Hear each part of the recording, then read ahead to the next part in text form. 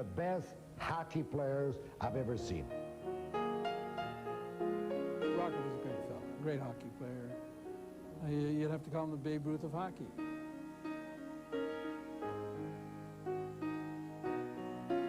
His one purpose on this world was to score goals, and nobody did it better.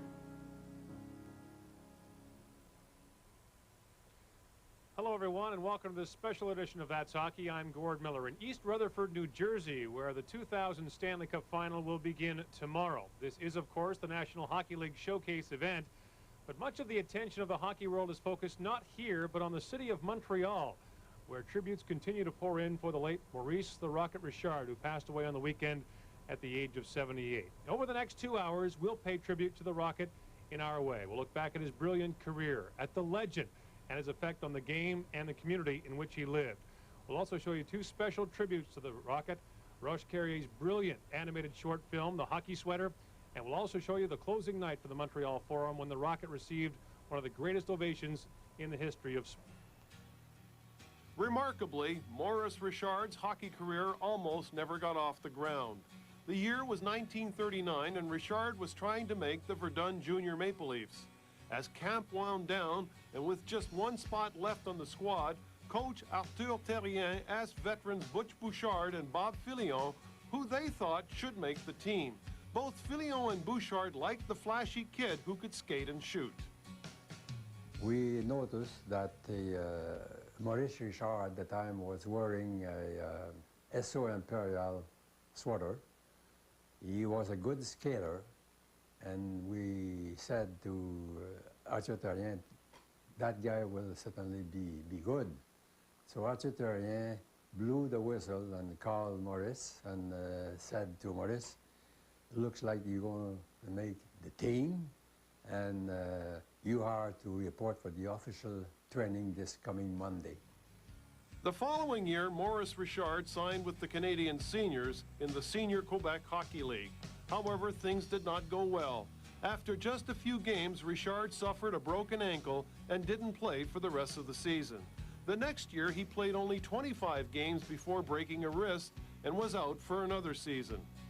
The following year, 1942, Richard was invited to the Montreal Canadiens camp, and again, he was one of the last to make the team. And unfortunately, once again, after just 16 games, Richard broke his ankle to put an end to his rookie season.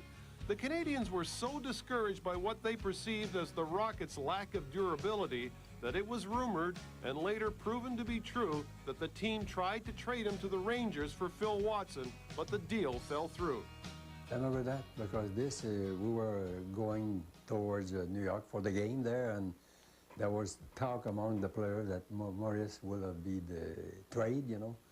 But it happened that night he had 2 goals, and Dick Irvin and the management changed their mind, you see. And from that time there, Maurice always was trying hard, an assist and a goal, and yeah, it was right. He was very close to be traded. When they brought him back to the Forum during the 40s, he's the only one, I presume, did not go to war. You take Mill Schmidt, Bauer, Dumar, Brimsek, and all those guys went to war. So they lost about 3 to 4 years.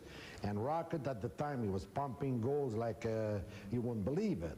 And all of a sudden, now it started. Broke his ankle, very bad break. And he had a few more accidents. And I never read that they were going to trade him.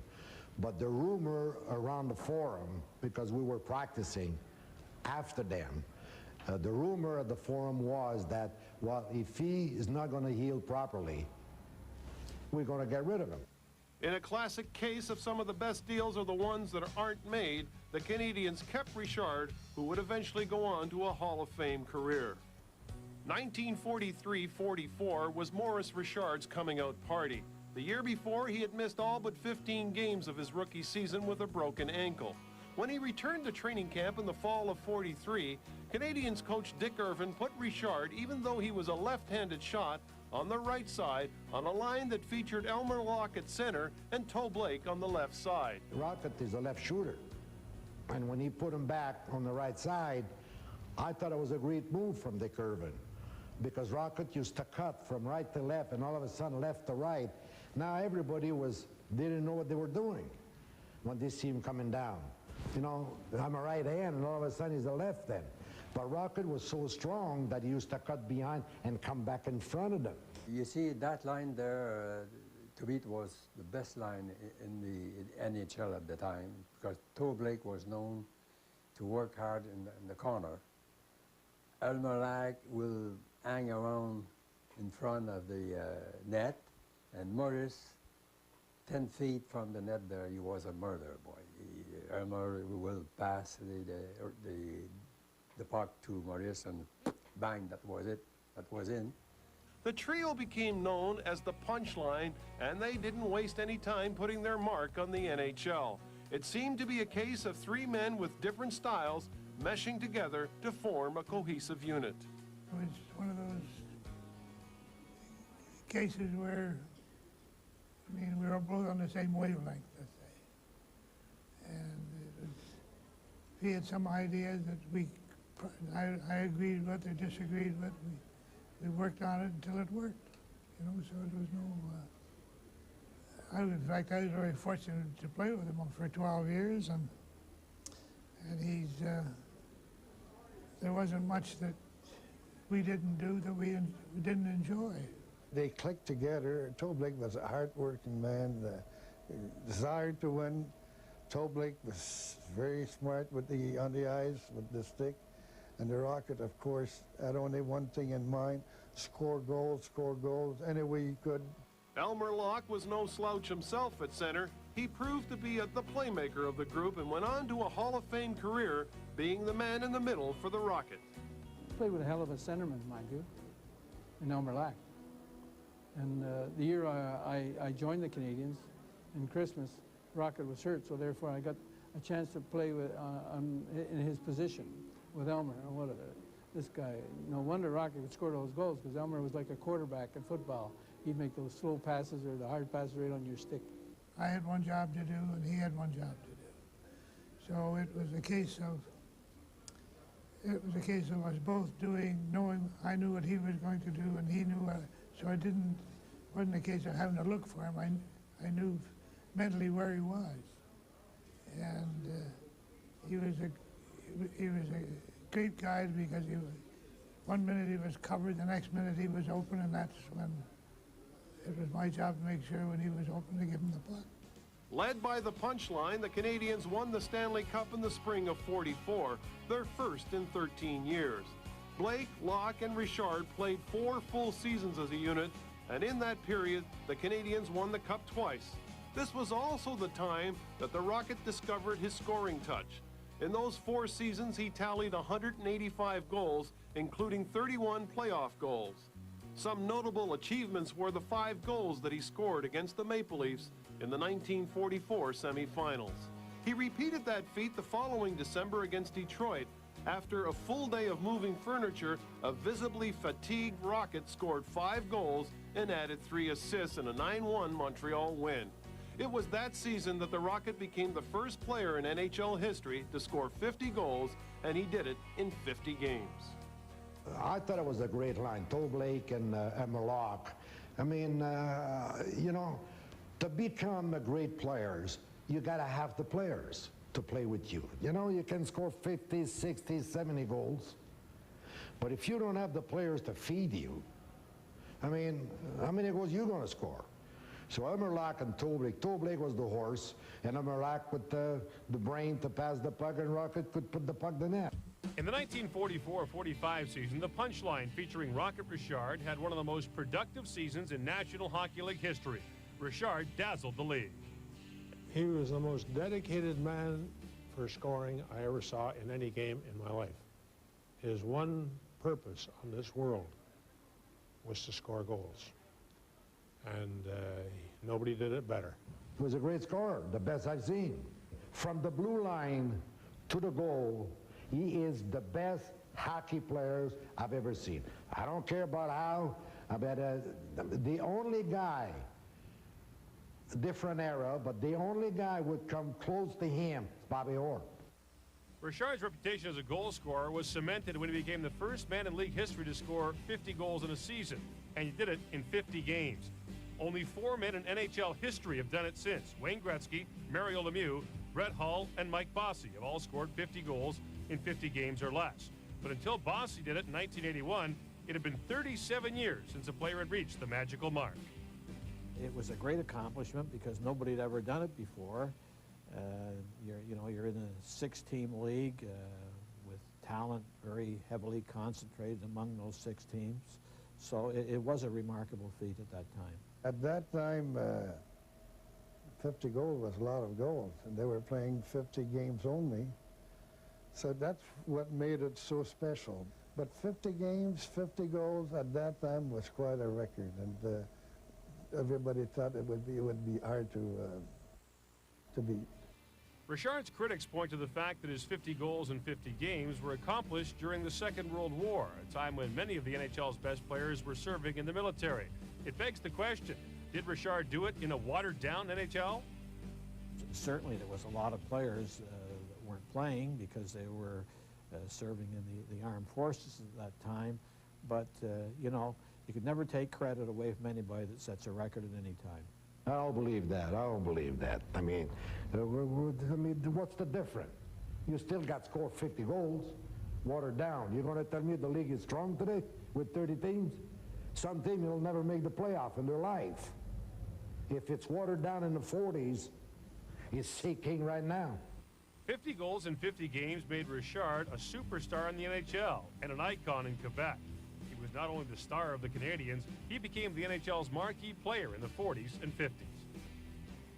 I think he was probably the most spectacular player that I ever saw. He had a move from the blue line in that was really unparalleled, and to me, he was certainly, the Babe Ruth of hockey in his era. Rocket was a great fellow, a great hockey player. You'd have to call him the Babe Ruth of hockey.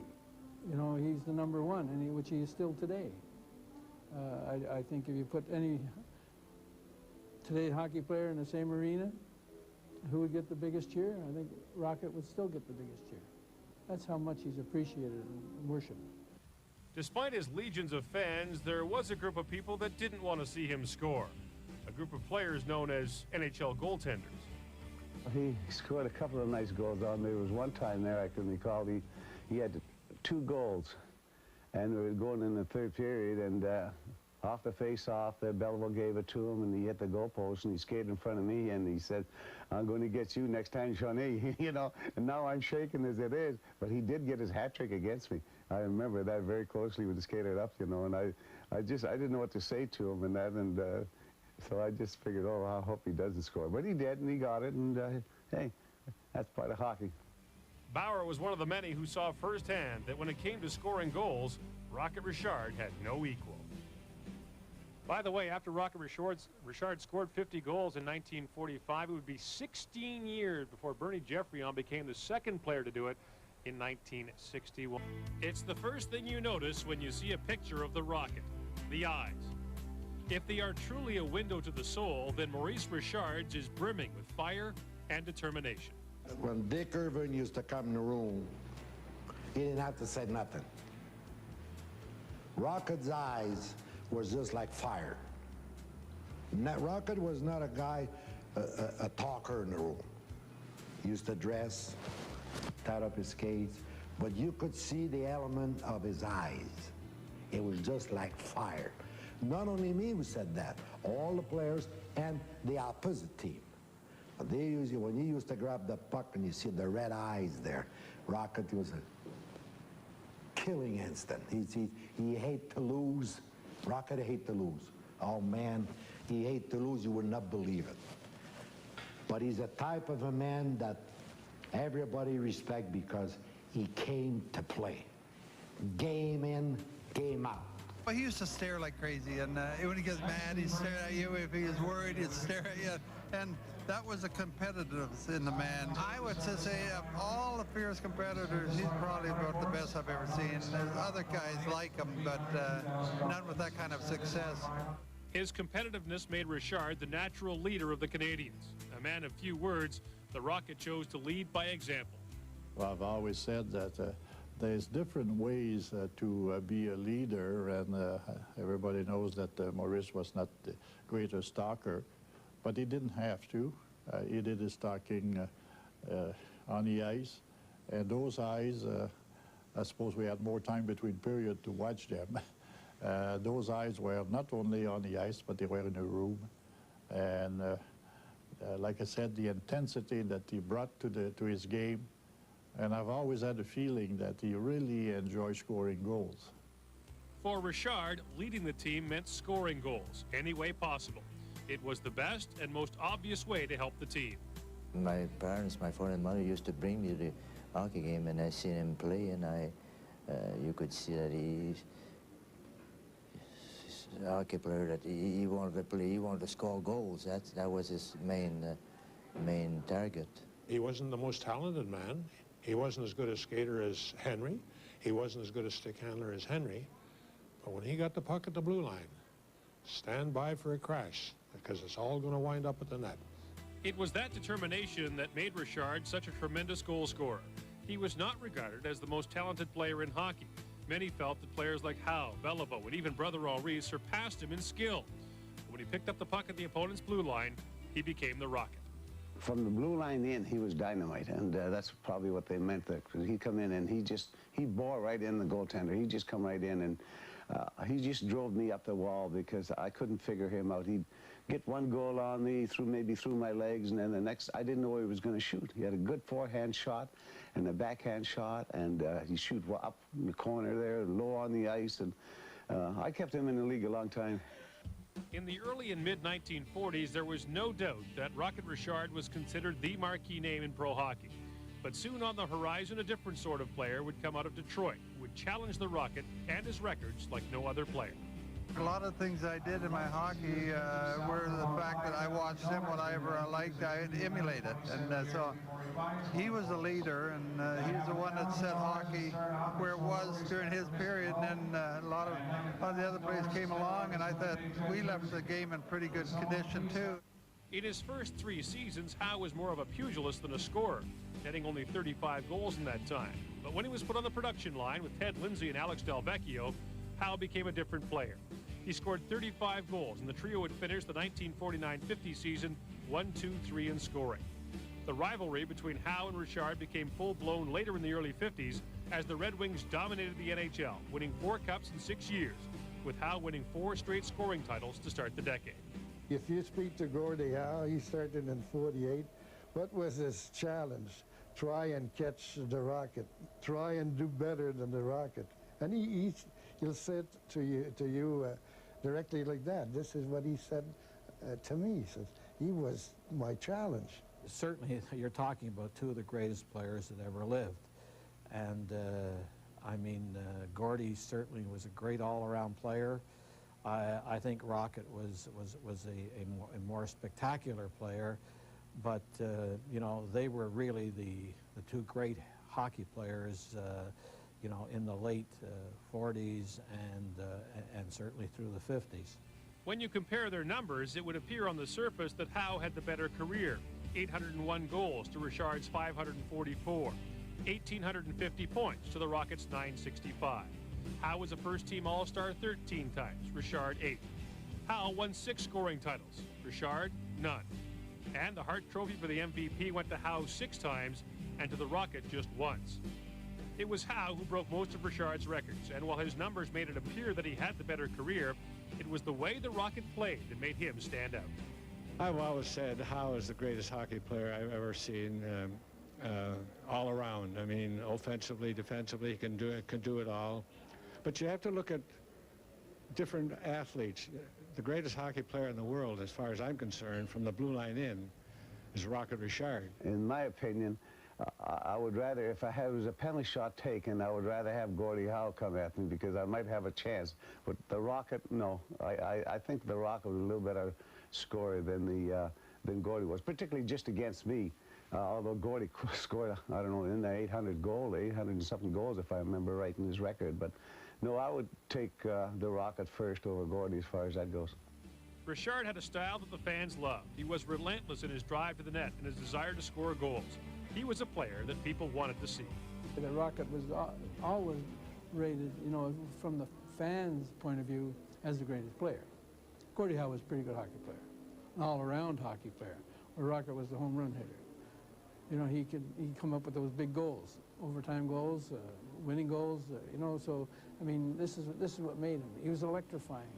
It wasn't a knock on Howe the player, but it was felt that if people had a choice, they would choose to see Richard every time. One thing about it, I would say, if I owned a rink and you owned one across the street, and which player would I want at my rink? Well, I would take Morris because he had so much color. He did everything different. And it was very, very interesting to watch and exciting. But Gordie was a great player, but he did everything with so much ease. You know, in fact, as we say, he didn't have no color. The combination of determination and strength not only made Richard the greatest goal scorer of his generation, but also an idol to millions of Quebecers. Since I was about 6, 7 years old, when I started skating, and you know, you mentioned the name Rocket, everybody knew who he was.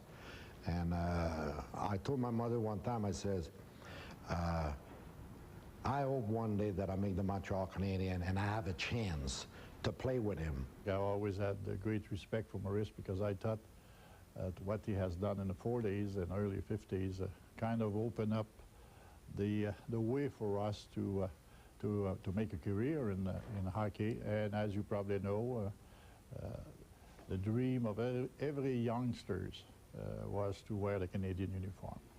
Rocket Richard became much more than a hockey player in his career. He became a symbol of French Canada, and the brilliance of his career only grows over time. I'll never forget playing the old timers.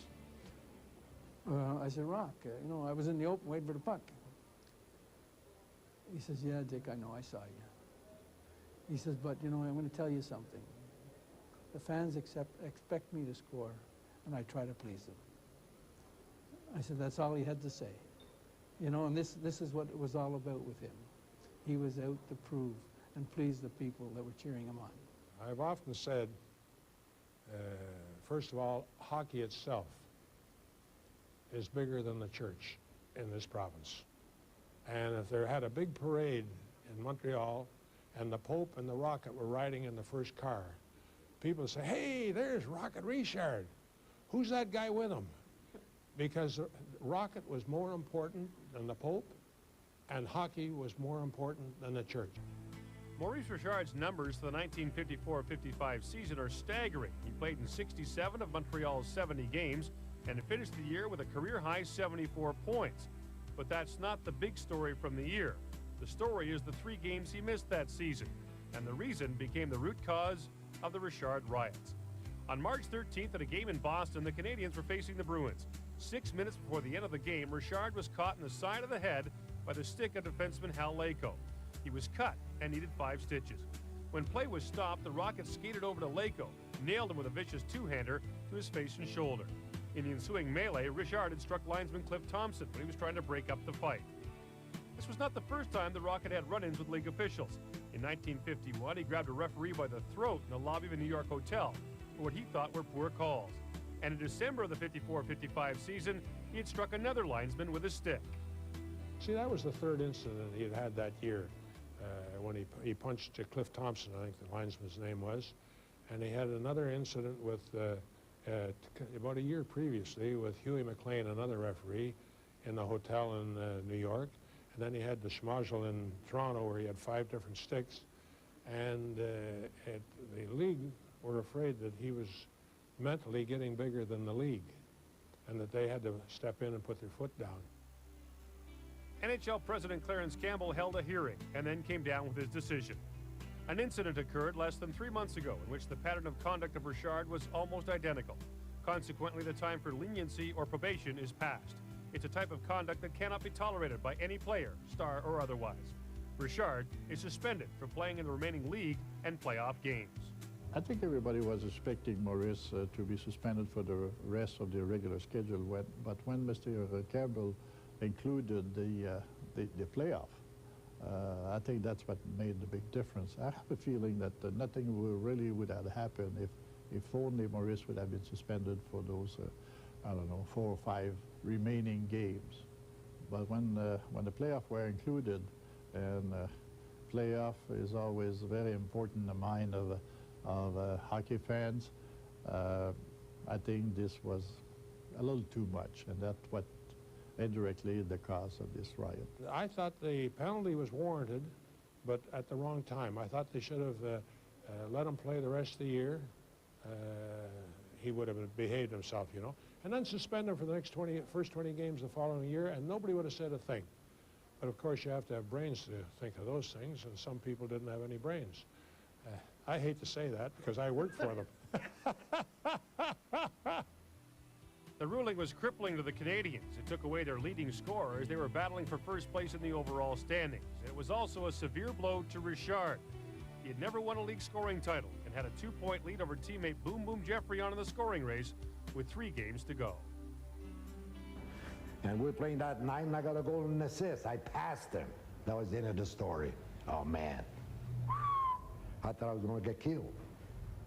I felt kind of sad, but I had to play the game to finish first. Canadians fans were outraged by the harshness of the ruling. When the Detroit Red Wings visited on March 17th, there was an ugly atmosphere outside the Montreal Forum. I woke up the morning and I turned on the radio, and the DJ is saying, is this March the 17th, St. Patrick's Day, or is it Blow Up the Sun Life Building Day? And that's where the NHL offices were. And I said, gee, that's a good joke, a good way to start the day. But I didn't know how serious it was. After several days of having their anger whipped into a frenzy by the French and English media, fans in Montreal felt their anger towards Clarence Campbell growing. And it was an ugly mood as game time approached. And then I'm in getting dressed, and it's about 15 minutes before the game. And a friend of mine came in, he says, boy, it's rough out there. I said, what do you mean it's rough out there? He says, people have to put their coats on, put their coats over their head to come in the building because the bums are throwing bottles on the bricks, and all the glass is falling on the people. I said, you're kidding. He says, no, it's dangerous out there. That's when I first realized that there was a problem. Richard went in just before the game started. The Canadians quickly trailed 2-0. 11 minutes into the first period, Campbell decided to take his seat at the Montreal Forum, and that's when the fans' anger boiled over. Clarence Campbell made one mistake. He should have stayed at home. Never came to the Forum for the first game against Detroit. The crowd showered Campbell with debris, but the NHL president stood his ground. The Canadians trailed 4-1 after the first period, and just when it appeared it couldn't get worse, it did. Really, I don't remember too much because, you know, we had to leave the ice due to the smoke and what happened. We didn't seem to mind who it was on, but, you know, it was one of those nights. I'm sure either the police or the fire department did it. I don't think that was done by a stranger. And fortunately, nobody fell down, because somebody would have fallen, there'd been a couple of hundred people die. The tear gas cleared the Forum. The fire commissioner ordered Montreal GM Frank Selke to close the building, and the Habs were forced to forfeit the game. When the crowd exited the building, it encountered another mob outside, and the mix proved to be destructive. As the police try to push them back, the police are now forming a line and pushing the crowd back. You had 1 or 2 radio stations. It was like the way they were doing it was like they were broadcasting a game. As an example, there were thousands of people in front of the Forum, and in 1955 you had a bank on the corner of Atwater with large, Atwater and St. Catherine with large window, and all of a sudden the guy would say, oh, somebody just threw a brick in the glasses. The destruction burned well into the night, and dawn the next day shed light on the extent of the damage. In an effort to quell the violence, Richard himself made a personal appeal on the radio to fans of the Canadians. My dear friend, because I always tried so hard to win and had my trouble at Boston, I was suspended. At playoff time, it hurts not to be in the game with the boys. So that no further harm will be done, I would like to ask everyone to get behind the team and help the boys to win from Rangers and Detroit. It was a watershed event in hockey, but to Richard's teammates, it simply showed how much he was loved by the fans. I think he felt bad But I think he felt very proud that he was worshipped so much, and they wanted him back playing. And I think it was a great tribute to a great hockey player. Just why the riots raged out of control is still a matter of dispute. To some, it was a small group that was looking for a reason to cause trouble, and the suspension of the rocket was simply the spark that lit the fire. All that trouble outside, people tried to blame on the crowd. Now, I've been in Montreal since 1942. I've played games here. I've refereed 1,000 games in here. And I don't take that as true at all. I know the French-Canadian fan. He loves his sports. He loves to hoot and holler and call you a no-good SOB and all this stuff, you know. And game over, he's your friend. I know for a fact there's hundreds and hundreds of people listening on the radio got dressed and joined the people already on St. Catherine Street. And driving home, we were listening to this. When we got home, we kept on listening, and those radio stations were broadcasting what was happening in front of the farm, and all of a sudden a group decided to go down St. Catherine Street. To some, the Richard riots have taken on even greater significance as a symbol of French-Canadian resentment. Some even feel the riots were the start of the quiet revolution in that province. Whether it was simply a hockey protest or a political event, one thing is clear. The effects of what happened on March 17, 1955 are still being felt today. There is no doubt that the Canadian represent for the French-Canadian. I think they were very proud the way we were handling ourselves. They were certainly very proud of the way of our success, the way we played the game. And I suppose as there were a percentage, even in 1955, already thinking about the situation that we have today. There's still lots more to come in this special 2-hour look at the life and legacy of Rocket Richard. Led by Rocket Richard, the Canadians regained some of their championship stature, winning 3 Stanley Cups between 1943 and 1956. But with the Rocket nearing the end of his career and the Canadians stocked with young superstars like Jean Beliveau, the Canadians reached heights previously unseen in the NHL. Well, you had to focus on everybody because they were all good. I mean, the Rocket just happened to be a little bit better, but they had a good hockey team and they had great talent on it. They had defensemen that were good. They had, and their second lines and their third lines were also very good, talented. The Canadians at that time were pretty much ruling the roost, so you're in complete awe. And I know when we went in there for the first period, you get out of your end, that was a great tribute to the team. The Canadians of the late 50s went on to win 5 straight Stanley Cups, an unprecedented accomplishment that has yet to be equaled. 8 players from that team went on to be inducted in the Hockey Hall of Fame. The team's nucleus included players like Jacques Plante in goal, Tom Johnson and Doug Harvey on defense.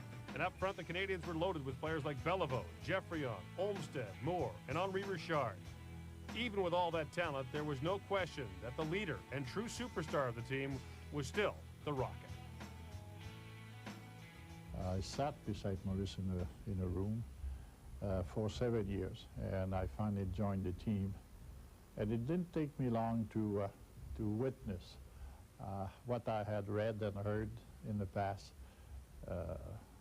that the intensity that Maurice put in the game, I could watch him not only in games but in practices, and that was his way to be the leader of our team. The Detroit Red Wings of the early 50s were considered a dynasty as well. They won 4 Stanley Cups in 6 seasons leading up to 1955. But over the next 5 years, the Montreal Canadiens changed the definition of team depth and of what people considered a hockey dynasty. We had 3 lines. The third line could score anytime they won, Provo, Goyette, Marshall. That was our defensively line. But they could score goals just like Beliveau, Olmsted, Auger, Tremblay, what have you, or Rocket, Henry, and Dickey. We never had first line, second line, third line. Whatever the coach says, do your job. That's it. The Canadians had this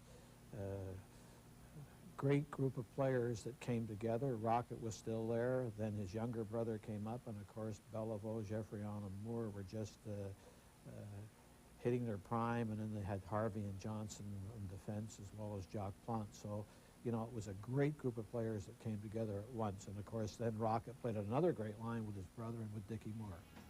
From a team perspective, the last 5 years of Richard's career were rewarding, but individually he encountered difficulties with injuries, the most serious of which occurred in 1957 when he nearly ruptured his Achilles tendon in Toronto.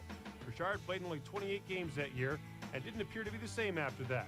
In his last 2 seasons, he never played in more than 50 games and never recorded more than 40 points. He was still playing, and for him, the highlight of his career was the last 2 years playing on a line with his younger brother, Henri. He always tells me that his brother made it easier for him because he could carry the puck, and of course he was playing with Dickie Moore and Henry, and they were younger legs, and they were a hard worker, and he was very happy. This is something, in all his entire career, I would say that the last 5 years were the thing that he had that he enjoyed the most. Although he would never show it on the ice, but his brother Henry was there, and that was for him an achievement. Which of the NHL's dynasties is the greatest? Only 2 teams, the Canadiens of the late 70s and the Islanders of the early 80s, ever won 4 straight Stanley Cups. But the Habs of the 1950s are the only team to win 5 straight championships. Comparing eras is difficult, but 5 in a row makes a strong statement of its own. When we won 5, everybody said it'll never be beaten. I agree with that. But the Islanders came close. They won 4. Edmonton won 4. Montreal Canadiens won 4. But we won 5. We're proud of that. I cannot compare our team of the 5 than the one of today. I honestly believe with 30 teams, 2 more next year, which is going to be 30, this record is going to stay there for a long time. The Canadiens' 5th straight title in 1960 also saw Rocket Richard play his last NHL game. He left the league as its all-time goal-scoring leader and top point getter. Out of hockey, he struggled to find something that appealed to him. He worked in public relations for the Canadiens, but in that job, he felt underused. He would go on to other ventures, but the rift with the Canadiens grew larger and larger. In a slap to the Molson family, he made public appearances for rival breweries and refused to drink Molson beer. He also kept busy doing commercials. Hey, Richard, 2 minutes for looking so good. The rift with the Canadiens eventually healed, and Richard returned to the fold, even though he didn't feel he was given the opportunity to contribute. He went on to referee old-timers games and made personal appearances. But his full-time job was hockey legend. Please welcome Maurice the Rocket Richard.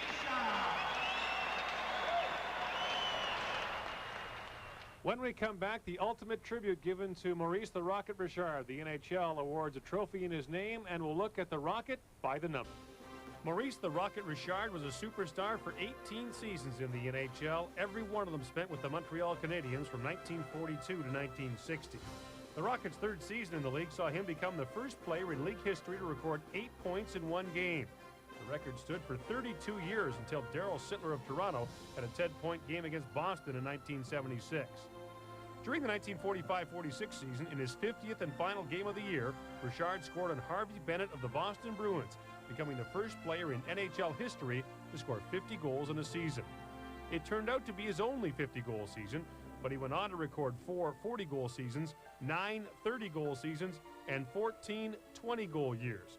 Richard's first 14 seasons in the NHL saw him score at least 20 goals every time. In 1952, the Rocket vaulted to the top of the all-time goal scorers list. Scoring his 325th goal, he passed Nell Stewart. The Rocket became the first player to score 500 goals in NHL history on October 19, 1957, when he beat Glenn Hall in his 863rd game with Montreal. Richard would retire as the all-time leader in goals, only to be passed in 1963-64 by another legend, Gordie Howe. The Canadiens were a talented team, but Richard was the player that has his name all over the franchise record book.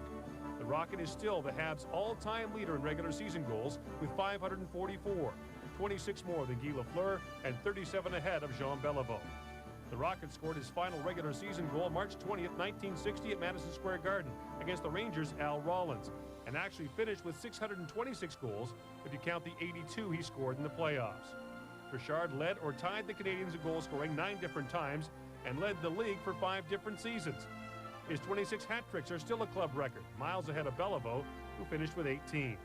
10 of his hat tricks came at the expense of Chicago in the 6-team NHL. Richard is third all-time in the career assist list for Montreal with 688, trailing only Lafleur and Beliveau. And the Rocket ranks fourth overall in Canadian scoring with 965 points. His regular season numbers speak for themselves, but it was in the postseason that the Rocket truly excelled. His 82 playoff goals are still the Montreal team record. The 7 hat tricks he registered during his playoff career also place him at the top of Montreal's list. And the Rocket came to life in overtime. His 6 OT goals are still the National Hockey League playoff record.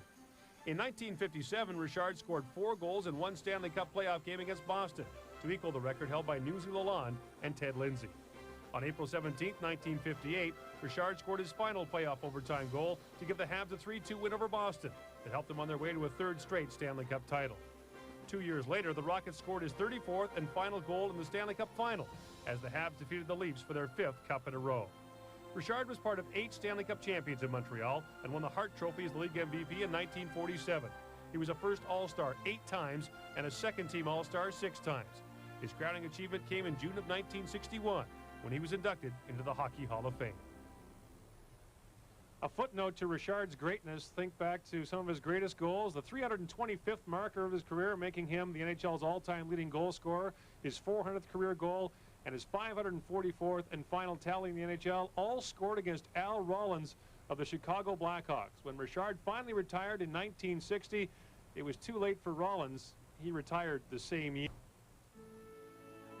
In his 18 seasons with the Montreal Canadiens, Rocket Richard's name became synonymous with goal scoring. He scored 50 goals in 50 games in 1944-45, becoming the first NHL player to accomplish that feat. Many of his peers regard him as the finest goal scorer of his era. From the blue line in, Maurice the Rocket Richard may have been the best player the NHL has ever seen. The NHL has recognized players like George Vezina, King Clancy, and Bill Masterton with year-end trophies. And 2 years ago, the league decided to honor the Rocket with a trophy of his own. Prior to last season, the NHL hadn't recognized the player who finished the regular season with the most goals scored. In 1998, it was suggested that a trophy be named in honor of Richard to salute the goal-scoring champion.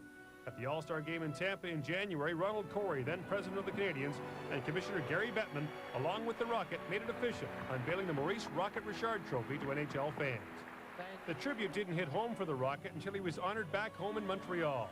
In a stirring tribute from the fans of Montreal, the Rocket was overcome by his emotion.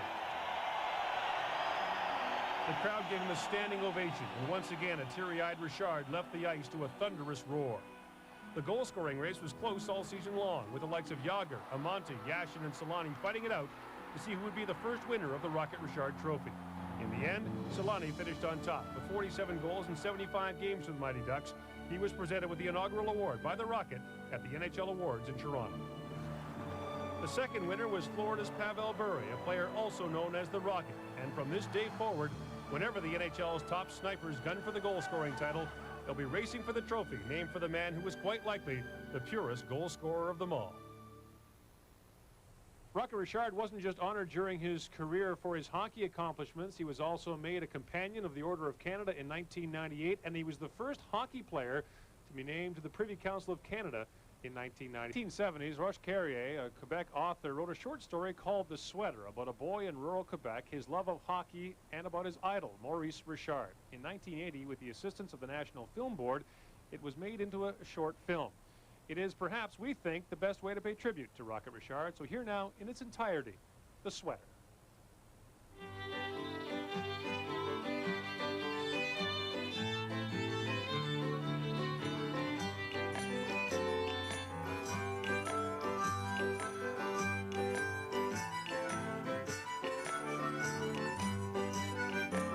When I was a boy, growing up in a small village in Quebec, two events were mandatory: the Mass on Sunday and the Saturday night hockey game.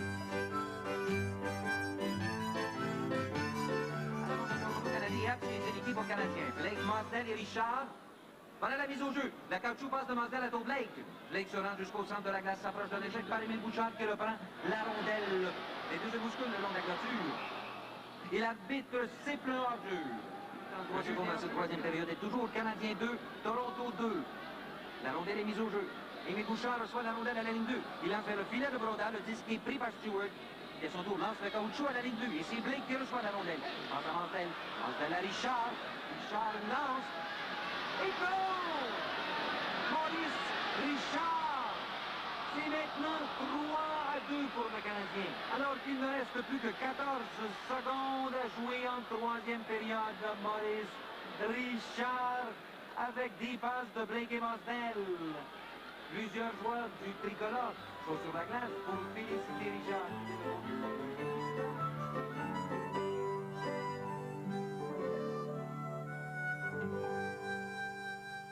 I remember very well the winter of 1946. We all wore the same costume as Maurice Richard did, the red, white, and blue costume of the Montreal Canadiens, the best hockey team in the world.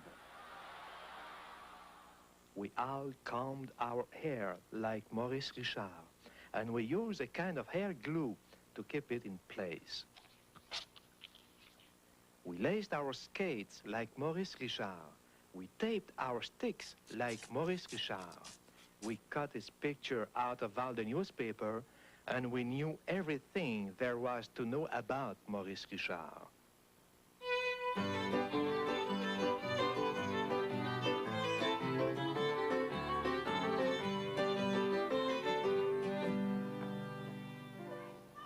On the ice, when the referee blew his whistle, both teams would rush at the puck. We were 5 Maurice Richards, again 5 other Maurice Richards, throwing themselves on the puck. We were 10 players, all wearing the uniform of the Montreal Canadiens, all with the same burning enthusiasm. We all wore the famous number 9 on our backs. How could we forget that?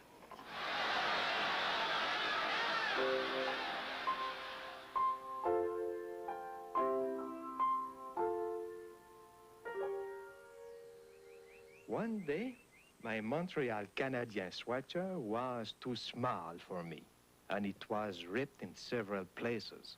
My mother told me, if you wear that old sweater, people are going to think we are poor. And then she did what she did whenever we needed clothes. She started to look through the catalog that the Eaton Company in Montreal sent us every year. My mother was proud. She never wanted to buy our clothes at the general store. The only clothes that were good enough for us were the latest styles from Eaton's catalog. My mother did not like the order forms that were included in the catalog. There was too much English on them, and she did not understand a word of it. When she ordered my hockey sweater, she did what she always did. She took our writing pad and wrote in her fine school teacher's hand, "Dear Mr. Eaton, would you be so kind as to send me a Canadian hockey sweater for my boy, Rock, who is 10 years old and a little bit tall for his age. Dr. Robitaille thinks he's a little too thin. I'm sending you $3, please. Send me the change, if there's any. I hope your packing will be better than it was last time."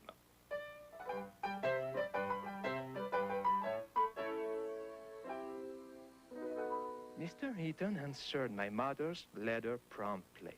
2 weeks after she wrote it, we received the sweater. It was one of the greatest disappointments in my life. Instead of the red, white, and blue Montreal Canadien sweater, Mr. Eaton had sent the blue and white sweater of the Toronto Maple Leafs. I had always worn the red, white, and blue sweater of the Montreal Canadiens. All my friends wore the red, white, and blue sweater. And besides, the Toronto team was always being beaten by the Canadiens. With tears in my eyes, I summoned up the strength to say, "I never wear that uniform." "First of all," said my mother, You're going to try it on. If you make up your mind about something before you try it, my boy, you won't go very far in this life. I was crying. I can't wear that. Why? This sweater is a perfect fit. Maurice Richard would never wear it. You're not Maurice Richard. Besides, it's not what you put on your back that matters. It's what you put inside your head. You never make me put in my head to wear a Toronto Maple Leaf sweater. My mother sighed in despair and explained to me, if you don't keep this sweater, which fits you perfectly, I'll have to write to Monsieur Eaton and explain that you don't want to wear the Toronto sweater. Monsieur Eaton understands French perfectly, but he's English, and he's going to be insulted. Do you think he's going to answer us right away if he's insulted? Spring will come before you can play a single game. Just because you did not want to wear that nice blue sweater. So I had to wear the Toronto Maple Leaf sweater. When I arrived at the skating rink in my blue sweater, all the Maurice Richards in red, white, and blue came and looked at me. The referee blew his whistle, and I went to take my usual position. The coach came over and told me that I could be on the second line. By the third period, I still had not played.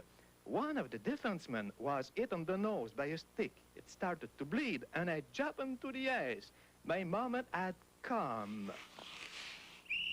When the referee saw my Maple Leaf sweater, he gave me a penalty because there were already 5 players on the ice. That was too much. It was too unfair.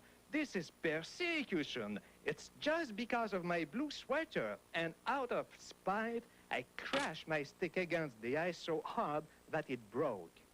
I bent down to pick up the pieces. When I got up, the young curate on skates was standing in front of me.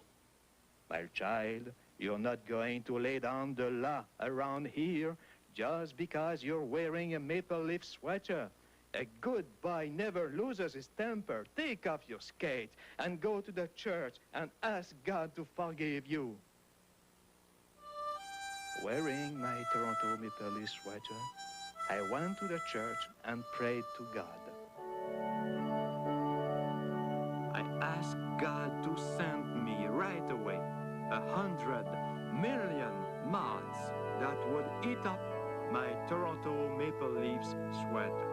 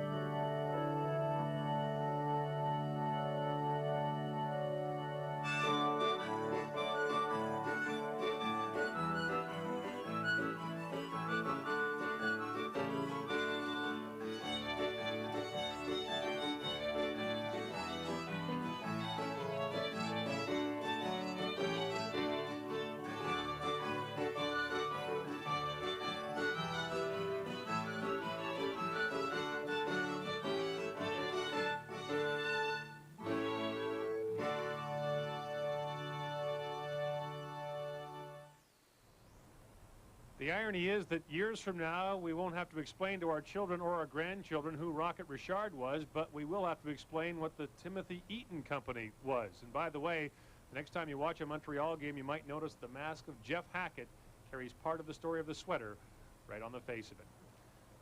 40 years after he retired, Maurice Richard remains a powerful symbol of his sport and of our country. And here in New Jersey, on the eve of the opening of the Stanley Cup Final, he is very much on our minds. The players are all talking about his legacy, especially those who played in Montreal or who grew up in the area. And Sylvain Cote's comment about going to Richard's house at the age of 10 just to meet the great man stands out because he said, Richard had no reason to be nice to me, yet he was everything I'd hoped he'd be, and then some. You get the feeling that the Rocket would like to be remembered just that way.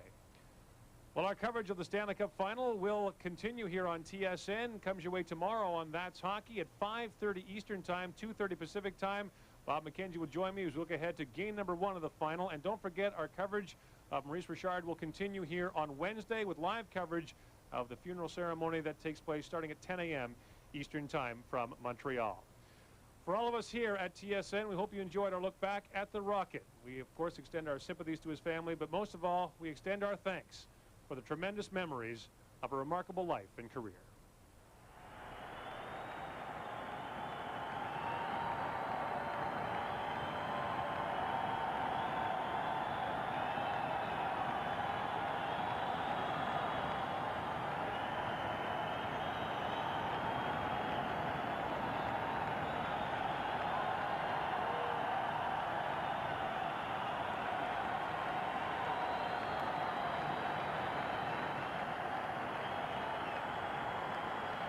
Mesdames et messieurs,